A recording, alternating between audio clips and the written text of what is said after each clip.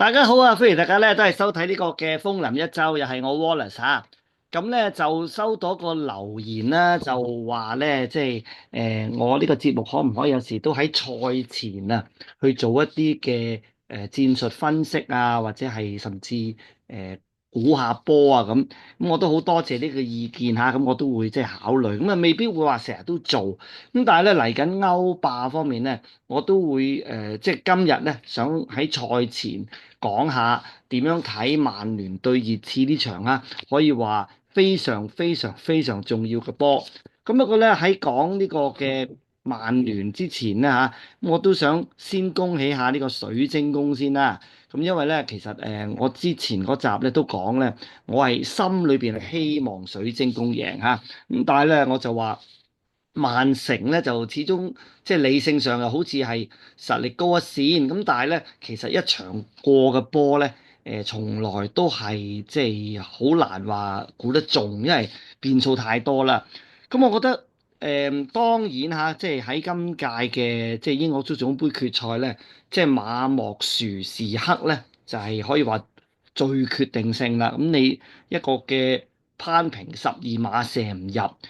咁我知道即係都好多講法啦，即係話即係點解即係係咪應該夏蘭特射咧？咁但係如果佢自己都唔係咁有信心，咁其實佢射都唔係最好嘅人選。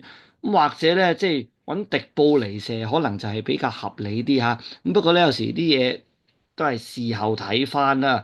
咁啊，總之嚟講咧，即係我覺得水晶宮喺呢場波裏邊咧，係即係非常之即係打出佢嘅部署。咁我之前嗰集都講到啦，應該係攻防戰係嘛？即係曼城就係打主攻啦，咁啊水晶宮就係呢個嘅穩守突擊。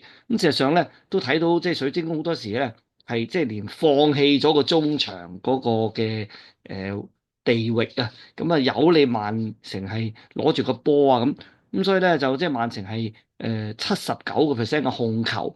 咁但係其實呢個嘅遊戲規則從來控球咧都係冇分數㗎嚇，入到波先算數。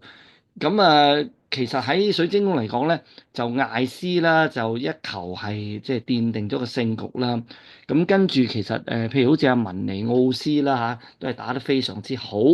咁就係譬如話前鋒嘅馬迪達啊、山啊同埋艾斯咧，照樣係即係做出佢哋平時一個好高效率嘅表現。咁但係咧就即係其中一位嘅英雄嚇，就係呢個軒達臣啦，都係令到我係即係好感慨啊！咁當然軒達臣都有個嘅爭議係就係話佢有一下係喺禁區外去即係掂個波啊咁樣。咁但係我喺度就唔想講誰是誰非啦，我反而係諗到就係話，如果當日曼聯係留低軒達臣，佢今時今日喺曼聯嘅表現會唔會好過奧拿拿咧？咁啊喺曼城嚟講咧，都講幾句啦。其實我覺得佢頭嗰60分鐘咧都打得係唔差嘅。咁啊，當然即係個十二碼入唔到，其實係一個好大嘅影響啦。不過反而喺最後嗰30分鐘咧，我就覺得佢即係仍然係比較用一套控傳嚇地波組織上去，我就覺得即係剩翻30分鐘咧，其實咁樣踢咧就變咗好慢啊。咁尤其是喺即係佢有時分啲波去到道估嗰度嘅時候咧，咁道估咧。都係將佢又係即係唔係話斬入去禁區裏邊俾夏蘭特頂嚇，咁反而咧有時又會將個波又嘗試去推落底線，推唔到又試將個波係即係傳翻出去禁區外嘅一啲位置啊，咁我覺得即係其實道古嘅決定咧，都係令到即係曼城嗰個嘅進攻咧係即係少咗個威脅，好明顯即係。夏蘭特咧就係欠缺供應，我覺得喺即係整場波嚟講，咁係曼城係最終23射6中啦，咁水晶宮7射2中，咁但係咧都係嗰句，呢個遊戲就係話入到波先係算數嚇。咁其實喺即係今次足總杯嘅決賽，我都即係去諗翻就係話曼城呢一套嘅即係控球在腳啦，咁。當然控球在腳有一啲嘅好處嚇，咁包括就係你嘗試去控制個局面啦，咁同埋咧就係、如果你打聯賽咧，理論上就係話你控住個波嚇，唔使話90分鐘都走得咁喪啊，唔使咁喪跑啊，咁呢個係即係令到你長遠計可能係保留體力有個好處嘅。咁但係咧，我都曾經講過，我話其實而家因為已經係可以換5個人啦。咁雖然呢場波咧，其實水晶宮都冇㗎，水晶宮同埋曼城佢哋各自都係換咗3個人啫咁。咁但係即係如果你計翻即係整體嚟講，如果而家場波可以換5個人咧，保留體力呢樣嘢咧，相對嚟講就冇以前咁重要。再加上咧，而家我覺得好多時球證嘅判決咧，都比較有利於喺禁區裏邊嘅進攻球員嘅。包括有時咧，可能勾一勾咧就已經係判12碼，或者你個波嗨一嗨守衞咧又判12碼咁。即係好多呢啲都令到咧最好個波咧係能夠盡快入到去禁區之內。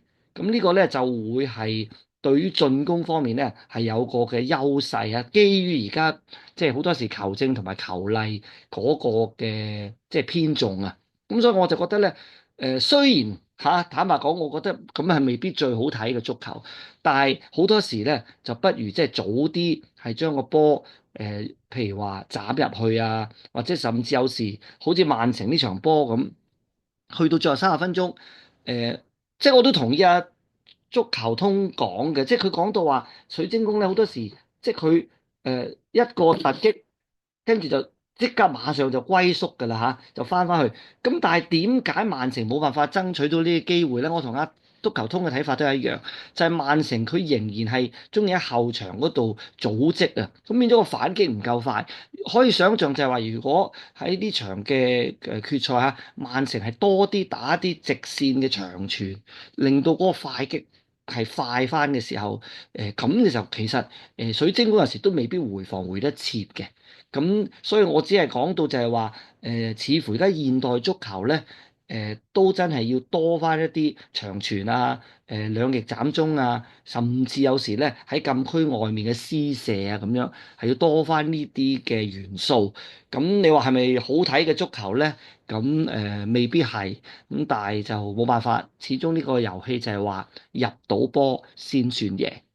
咁啊，講翻呢個曼聯今次對呢個嘅熱刺啦，咁我都講過嚇，曼聯有一個優勢咧，就係話咧，其實喺幾個禮拜前曾經喺畢爾包呢一個嘅場嗰度咧係贏過3-0。咁呢個咧喺整個心理上或者喺當踏入到球場嗰種嘅感覺咧，係對曼聯嘅球員係有利嘅。咁不過咧，講嘢亦都唔可以講晒一邊嚇，咁亦都講下熱刺比較有優勢嘅地方。咁主要嚟講咧，就係3次咧係喺今季裏邊擊敗曼聯。咁我都特登咧即係睇翻呢3場波嘅一啲片段啊，回憶下嚇，或者去做少少即係資料去睇翻當時發生咩事咧咁樣。咁啊，好簡單啦，就9月29號嚇，咁當時就係即係曼聯係對熱刺啦。咁其實仍然係坦克做領隊嘅。咁而即係如果要用1-2句去講當時呢場波咧，個節奏應該係快嘅，即係曼聯係打一個比較快嘅一個節奏。咁而喺呢場賽事裏邊，一個好重要嘅事件就係即係般奴啊，係被趕出場嚇。咁所以即係呢兩件事加埋咧，都令到曼聯咧喺呢場波裏邊咧係慘敗。就即係如果曼聯打個咁快嘅節奏係唔係咁適合嘅時候咧，咁可能我哋今次歐霸杯呢個嘅決賽咧，曼聯都係要留意嗰個節奏。咁跟住咧就係呢個嘅2月16號啦咁樣。咁當時就有曼聯係再輸嚇，咁又係聯賽嚟嘅。咁就但係咧，其實睇翻當日嘅情況咧，有一個嘅好大困擾曼聯就係話後備席咧係幾乎冇乜人啊，即係好多人當時都係缺陣啊、傷咗啊咁樣。咁所以就即係呢個就係當日一個嘅情況。咁嗱，其實我成日都覺得咧，聯賽咧同埋淘汰賽咧係一個好大分別。聯賽你要贏，淘汰賽最緊要就係你唔好輸，因為去到最後咧，你都仍然可以用透過互射12碼去晉級啊嘛。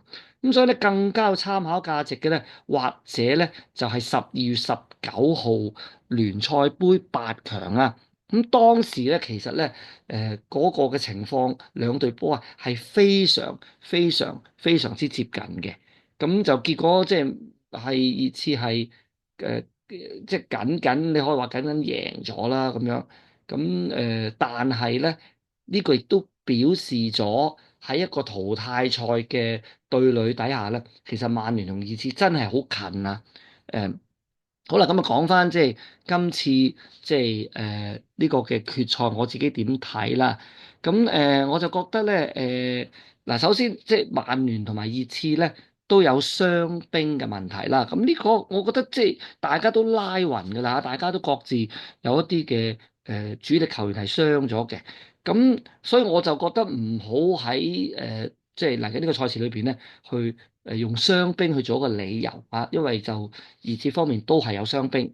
咁另一方面啦，就睇翻喺賽前啦，即係剛剛曼聯喺聯賽咧，其實佢都係出咗好多正選啊。咁就呢個係似乎喺即係對車路士嗰場，我哋見到咧，即係曼聯即係教練阿摩連嗰個嘅取態就係話咧，佢盡量咧係諗住喺歐霸杯出嗰十幾個人咧，佢喺對上個禮拜車路士場咧，佢都係揾翻嗰班人。咁有好處啦，當然就係話即係你變咗係即係一路操練住咧，透過比賽嚇。咁當然喺個過程裏邊，可能球員亦都唔會話去到好盡嚇，咁大家都係要留意留力嚇，要打歐霸杯呢場。咁呢個就係阿摩連嘅取態。相反熱刺咧，就對呢個維拉嘅時候咧，就比較出多啲後備。咁個好處就係話，即係後備軍嚇，佢會搏啲，咁就等啲主將有可以留力、直情休息嘅機會。咁但係亦都有個唔好處嘅，就係會唔會啲主將有時係反而隔得太耐，即係到歐霸杯嘅時候有少少即係雪硬咗啲咧咁。咁即係兩個嘅取態咧，我都冇乜意見嚇，即係我覺得兩個都有佢合理嘅地方。咁喺今次曼聯呢個嘅布陣方面咧嚇，我覺得咧基本上有兩樣嘢要去留意啦。咁第一樣嘢咧就係要有嗰個嘅經驗嚇，因為呢個好緊要喺個杯賽，尤其是講到呢啲歐霸杯嘅大戰啊。咁所以我覺得咧一定要有一班有經驗嘅球員。咁但係同樣地咧，好多時有經驗球員咧，如果太多咧，你隊波就冇活力啦。因為有經驗球員其實另一個講法即係老啫。咁所以咧喺經驗與活力之間嚇，我都要攞個平衡。咁咧，呢一個咧就係我認為而家曼聯因為有傷兵嘅情況咧，可以擺出我自己覺得啦嚇，就最強嘅陣容。咁啊，或者最適合啦嚇，因為萬一即係去到其實尾後即係下半場嘅時候咧，曼聯係都可以藉住調動咧去影響嗰個賽事嘅情況嘅。咁但係我覺得即係呢個即係我而家擺出嚟呢個陣咧嚇，就係經驗同活力，希望係比較一個好啲嘅平衡。首先三線咧都有一啲好有經驗嘅球員，咁啊包括咗即係譬如話蘇爾啦、麥加亞啦、連達洛夫啦、卡斯米路啦，係嘛？咁就馬沙啦、班奴啦，咁呢啲都係一啲比較係即係有經驗嘅球員。活力方面啦，咁我就即係有加拿祖啦，有呢個即係多古啦，誒烏加迪啦，咁當然係即係係掃檔啦咁樣。咁啊，我知道咧就呢個賀龍特咧係好爭議啊，好多人都非常之唔中意佢，覺得呢場大戰咧應該説咗佢，因為咧你出佢都係打少個。我覺得如果要説賀龍特咧，就唔應該係而家先諗話説佢。其實阿摩連早啲嘅時候喺聯賽咧，係咪應該試下一啲即係唔同嘅陣式啊，或者即係甚至即係要做實驗，就喺聯賽嘅時候去做實驗。咁但係而家咧，我就反而覺得都行到嚟呢步咧，我就唔想喺個決賽裏邊咧去試一啲嘅嘢啦。即係你有時見阿哥迪奧拿嚇去到決賽，突然間會試啊曼城去試一啲新嘅嘢咧，有時個效果都係唔好。咁呢個即係我諗有個好主要嘅原因就係你夾唔熟嗰樣嘢咧，你喺個大賽度已經係緊張㗎啦嘛，你唔會再希望整多一個變數出嚟，係大家都唔適應啊咁，所以我就唔係好贊成咧係喐啊賀龍特呢個位啦。咁另外有即係當然啦，般奴就絕對係整個球隊嘅重心啦嚇。咁就正如熱刺嘅孫興文啦。咁其實孫興文而家可以趕及復出咧，我自己覺得呢個都係對曼聯唔係咁好嘅消息。咁但係其實即係另一方面喺觀賞上，咁當然咧就係更加勢均力敵啦。有兩個位想講下啦，就係到底應唔應該出呢個嘅約羅咧？即係據聞佢已經咧係即係可能可以趕及上陣啦。但係我自己覺得一個傷愈復出嘅球員咧，即係喺咁重要賽事咧，我都唔認為應該打正選啊。約羅如果佢嘅狀態係可以適合比賽咧，我唔介意即係佢喺後備上陣嘅安排，但係咧，即係正選我就始終覺得咧，最好都係用翻呢最近呢幾場夾慣夾熟嘅球員。咁至於出阿馬特定加拿祖咧，阿馬特咧個射門咧係精準，走位亦都係非常之好。咁加拿祖咧勝在夠活力，咁我就即係覺得喺開始嘅時候咧，我都仍然係想用住加拿祖先。